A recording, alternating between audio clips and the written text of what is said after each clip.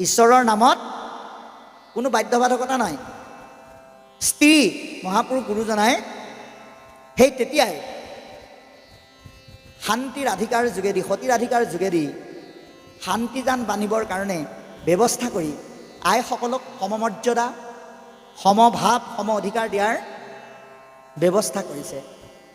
বাল্য দৈত্য শিশুৰ মাজত থাকি প্ৰহ্লাদে ভক্তি ধৰ্ম সকলোকে দেখুৱাই শিশুসকলক ধৰ্ম আচৰণ কৰাৰ ব্যৱস্থা দি থৈ গৈছে। আৰু বয়োবৃদ্ধসকলে ভগৱন্তৰ নাম লৈ তৰণৰ পথ প্ৰাপ্ত কৰাৰ ব্যৱস্থাও এই শাস্ত্ৰতেই দি থোৱা আছে। গতিকে এয়া আমাৰ অধিকাৰ, যাক আমি আমাৰ চৰ্মচক্ষুৰ দ্বাৰা চাণ্ডাল বুলি ঘৃণা কৰিছোঁ, সেইসকলকো নামে উচ্চ আসন দিছে। গতিকে আমি নামৰ ক্ষেত্ৰত সেই ভাৱটো আমি ল'ব নালাগে। আমি মাত্ৰ কি সকলো ঈশ্বৰ কৃষ্ণৰ দাস, ইয়াৰ বাহিৰে আমাৰ আৰু বেলেগ একো নাই। কলিৰ সন্ধ্যাত মই পঢ়িলোঁ পিতৃত, কলি অহাৰ সন্ধিক্ষণত পিতৃ ব্যাসদেৱৰ যোগেদি এই কথাখিনি মই পালোঁ। তুমি মহামহন্তত কৰিব বিদিত, তোমাৰ দৰে এজন মহামহন্তক মই এই কথাখিনি কম বুলি কৈছে। প্ৰশ্নৰ উত্তৰ দিওঁ হৈও সাৱধান। গতিকে তুমি সোধা প্ৰশ্নৰ উত্তৰ দিওঁ তুমি সাৱধান হোৱা। কৃষ্ণৰ নামেহে জানা পৰম কল্যাণ। কল্যাণ দেহৰ অৰ্থে কৰা কৰ্মই কল্যাণ সাধিব, কৃষ্ণৰ নামে পৰম কল্যাণ সাধিব। পৰম কল্যাণ মানে জীৱন্ত কালত শান্তি, মৃত্যুৰ পিছত ভগৱন্তমুখী, এই দুটা বস্তু প্ৰাপ্ত কৰে ঈশ্বৰৰ নামে। সেইকাৰণে ইয়াক পৰম কল্যাণ বুলি কৈছে। নামে সাধে যাৰ যেন মত অভিলাষ, নামে আপোনাৰ আমাৰ মনৰ কামনা পূৰ্ণ কৰে। জীৱা মুখ্য চাহে বৈকুণ্ঠত দেন্ত বা, আপুনি সৎভাৱে নিস্বাৰ্থভাৱে ভগৱন্তৰ ওচৰত এটাই কামনা কৰক। কি কামনা? কৰ্মফলে জীৱা জন্ম হৌক সংসাৰত, তভু নচাৰুক চিত্ত তোৱা চৰণত। কৰ্মফলে আমি য'তেই জন্মগ্ৰহণ নকৰোঁ, তোমাৰ চৰণৰ পৰা যাতে আমাৰ মনটো আঁতৰ নহয়, সেইকণ কৃপা কৰিবা। আৰু মুখত তোমাৰ নাম যাতে থাকে, সেই কামনাহে আমাক কৰিবলৈ কৈছে। আৰু তেতিয়া বৈকুণ্ঠ প্ৰাপ্তি আৰু মুখ্য প্ৰাপ্তি আপুনি নিবিচাৰিলেও পাব। জ্ঞানৰো জানিবা হৰি, নামে মুখ্য ফল। জ্ঞানে মানুহক প্ৰাপ্তবিলাক লোৱাত সহায় কৰে, কিন্তু প্ৰাপ্তবিলাক লৈ সঠিক ৰূপত পালন কৰাত জ্ঞানে সহায় নকৰে যদি ভক্তি নাথাকে। কেৱল জ্ঞানৰ দ্বাৰা আপুনি ঈশ্বৰৰ কৃপাত পোৱা সম্পদবিলাক সৎ ব্যৱহাৰ কৰিব নোৱাৰে। যদি সঁচা অৰ্থত জ্ঞানৰ দ্বাৰাই সৎ সম্পদ সঠিক ৰূপত ব্যৱহাৰ কৰাত সহায় কৰিলেহেঁতেন, আজি বহু মানুহ গুণী জ্ঞানী সন্ত হোৱাৰ পিছতো সমাজত চাৰিওফালে হত্যা, লুণ্ঠন, ধৰ্ষণ, অপহৰণ, পেপাৰ টিভি মেলিবই নোৱাৰি। গতিকে এটা বস্তু অভাৱৰ কাৰণে সেইটো হৈছে, সেইটো হ'ল ভক্তি আৰু আধ্যাত্মিকতা। গতিকে কৈছে চাৰিও বেদৰ সাৰ এহিহে নিৰ্ণয়। চাৰি বেদৰ মূল সিদ্ধান্ত ঈশ্বৰৰ নাম আৰু ভক্তিয়ে যে গতি দিব। জানি পৰীক্ষিত তুমি তেজিও সংশয়, হে ৰাজন, সেইকাৰণে তুমি সংশয় ত্যাগ কৰি ভক্তিত অগ্ৰসৰ হোৱা। ইয়াৰ পিছত লিখিছে এ ৰাম অল্পকালে সাধে সিধি কৃষ্ণৰ ভকতি, দুই দণ্ডে পাইলা গতি, খতাংগ দ্ৰিপতি। দানবগণক যিনি নিপতি পূৰ্বত, দেৱতাক ৰক্ষা কৰি আছিলা স্বৰ্গত। এ ৰাম দেব হবে বোলে বৰ লোৱা মহিপাল ৰাজা বোলে বোলাই আগে জিউকত কাল দেৱে কহে জীৱা আৰু দুই দণ্ড মানে শুনি শীঘ্ৰ পৃথিৱীক আহিলা বিমানে সমস্ত কেতেজী ৰাজা স্থিৰ কৰি মন কৃষ্ণৰ ভয় পদে পখিলা শৰণ মুহূৰ্ত শতাংগে পাইলা পৰম গতিক জীৱাখাত দিনা তুমি চিন্তা কৰা কি এহি বুঢ়ী কহিলাধা ৰণা যুগ মুনি যাক কহি আছা হৰি ব্ৰহ্মা তই আপুনি সংসাৰ তৰণ পথ আছে অসংখ্যাত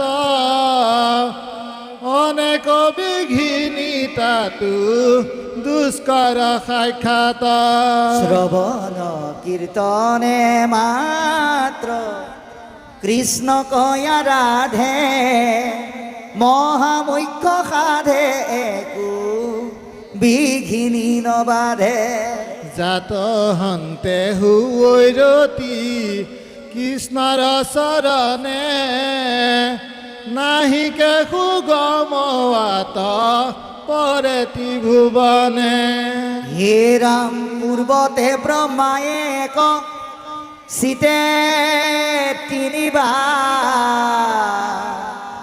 বেদত বিচাৰি এহি মানে পাইলা শ্ৰৱণ কীৰ্তন মাত্ৰ সুগম ভকতি অল্পতে উপজয় গোবিন্দ প্ৰেমৰতি হে ৰাম হেন জানি মহাযত্নে কৃষ্ণ সৰ্বথা পৰি শ্ৰৱণ কীৰ্তন কৰা তেজিয়ান কথা শুদ্ধ হৈবা এতে কেতে জীৱ মায়া জালে কৃষ্ণৰ পৰম পদ পাইবা অল্প কালে দুই অধ্যায়ৰ কথা গৈল সিমানে শোকমুনি ৰাজা তক হন্ত বিদ্যমান বাৰু কৃষ্ণ এতিয়া আমাক ইয়ালৈকে কৈছে যে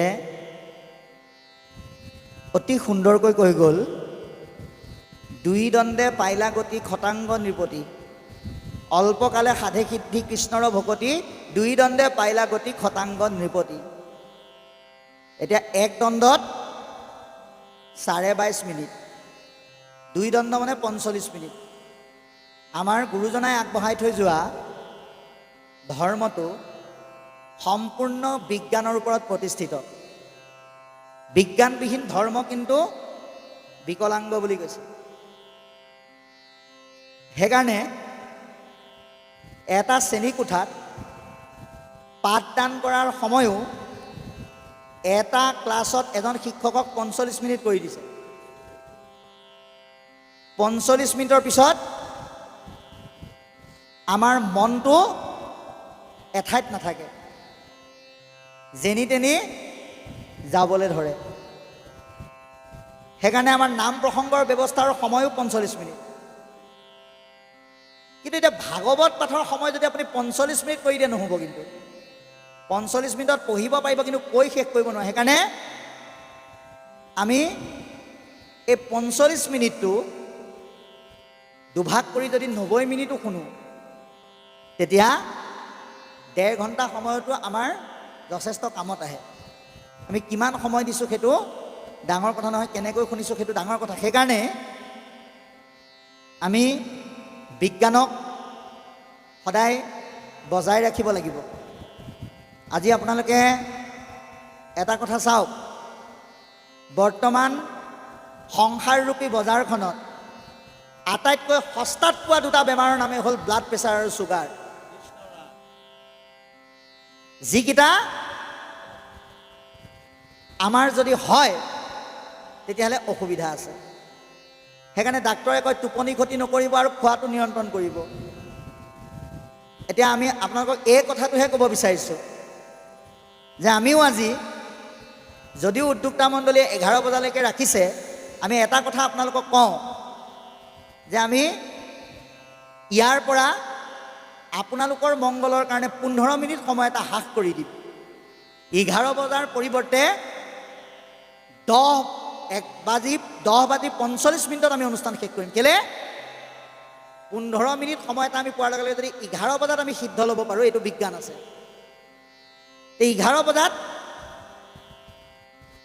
অনুষ্ঠান সামৰি যদি আমি অন্ন লওঁতে যদি প্ৰস্তুত কৰা সকলৰ 12টা বাজে, তেওঁলোকৰ ক্ষতি। সেইকাৰণে আমি 15 মিনিট হ্ৰাস কৰি দিম আপোনালোকৰ কাৰণেও আৰু আমাৰ কাৰণেও। কেলে আপোনালোকে জানে আমি এজন দিব্যাংগ ব্যক্তি, সেইকাৰণে আমাক চিকিৎসকসকলে সদায় 10:45 বা 10:30 বজাৰ ভিতৰত য'তেই অনুষ্ঠান নহওক সামৰিবৰ কাৰণে এটা আজ্ঞা দি থৈছে। কাৰণ 11 বজালৈকে থাকিলে আমাৰ দৃষ্টিৰ ক্ষেত্ৰত অকণ অসুবিধা আহি পৰে। গতিকে স্বাস্থ্যটো আমি চাব লাগিব। অনৰ্গল অনুষ্ঠান চলিয়ে আছে, গতিকে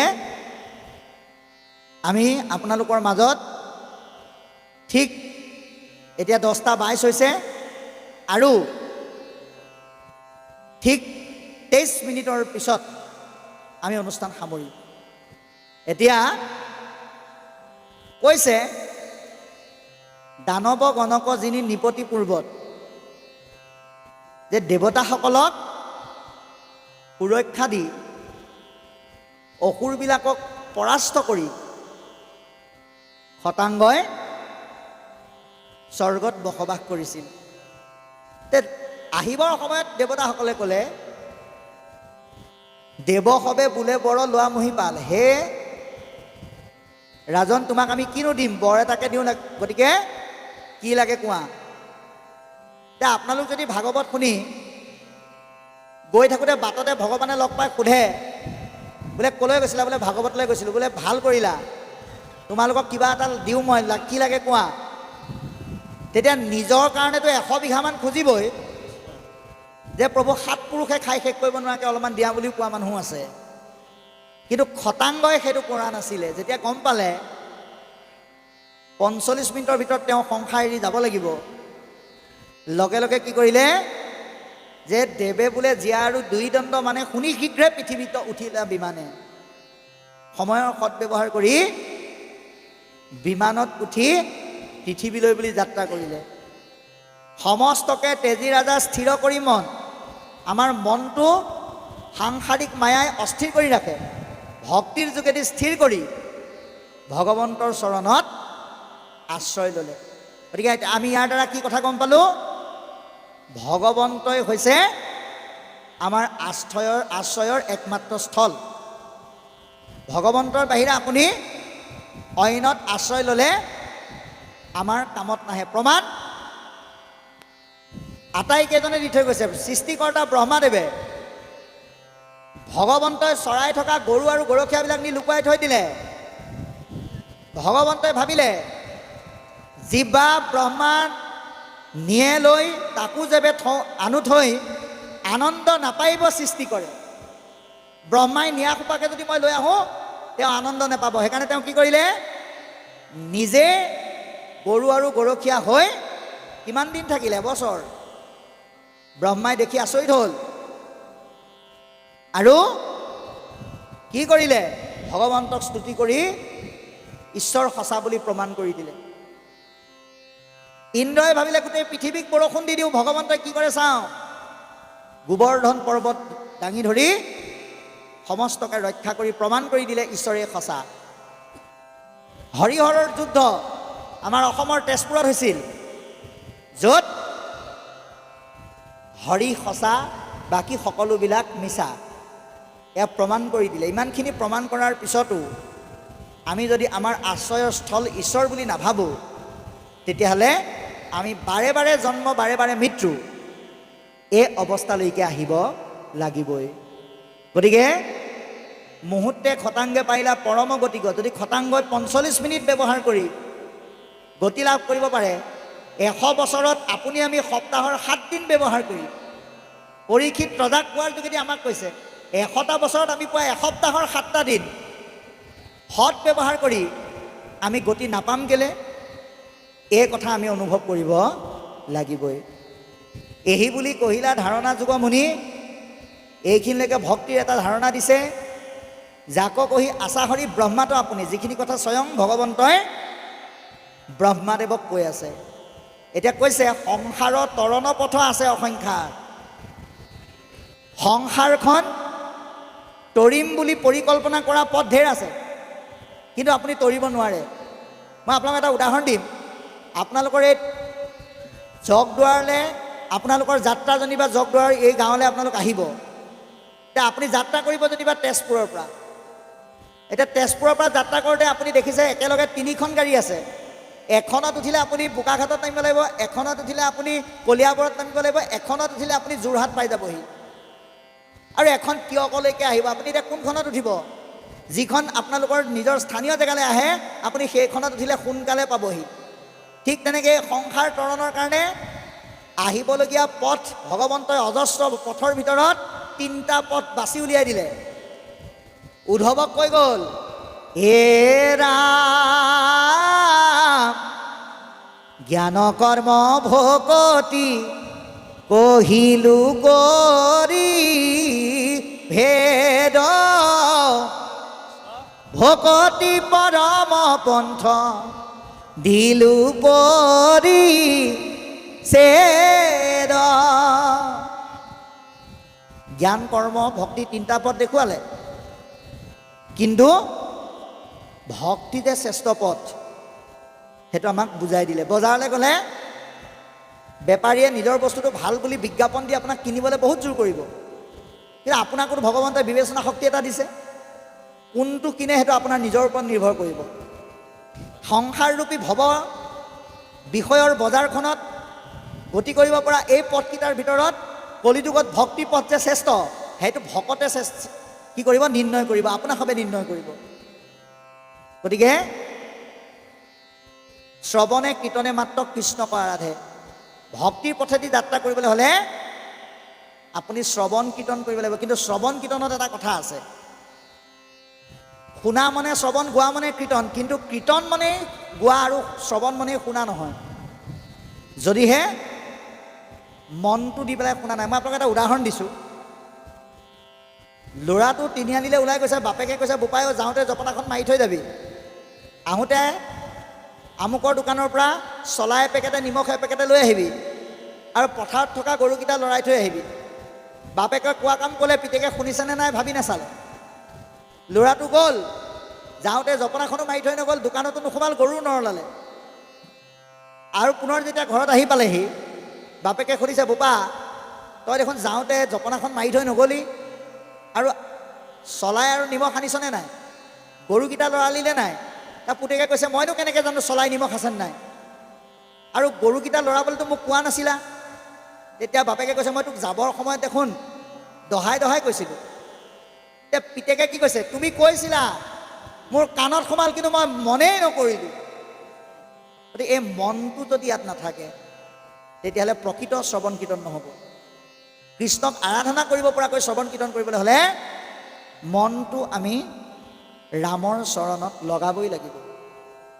গতিকে জাতহন্তে হুৱে ৰতি কৃষ্ণৰ চৰণে, যাৰ মনত যাৰ চিন্তা কৃষ্ণ ভাৱনাত একাত্মভাৱে ৰতি হয়, তেওঁ যিটো সুখ পায়, নাহিকে সুগম আতপৰে ত্ৰিভুৱনে, তাতকৈ আৰু শ্ৰেষ্ঠ সুগম পথ এই সংসাৰত নাই। কোনে ক'লে? পূৰ্বতে ব্ৰহ্মাই একচিতে 3 বাৰ, ব্ৰহ্মাদেৱে একচিতে 3 বাৰ এই বস্তুটো প্ৰমাণ কৰি আমালৈ থৈ গৈছে। গতিকে কি প্ৰমাণ কৰিলে?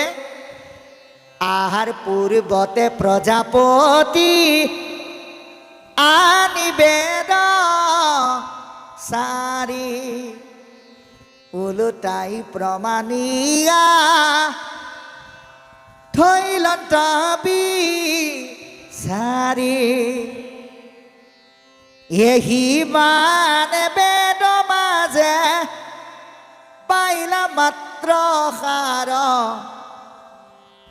হৰিৰ কীৰ্তনে জানা তৰয় সংসাৰ।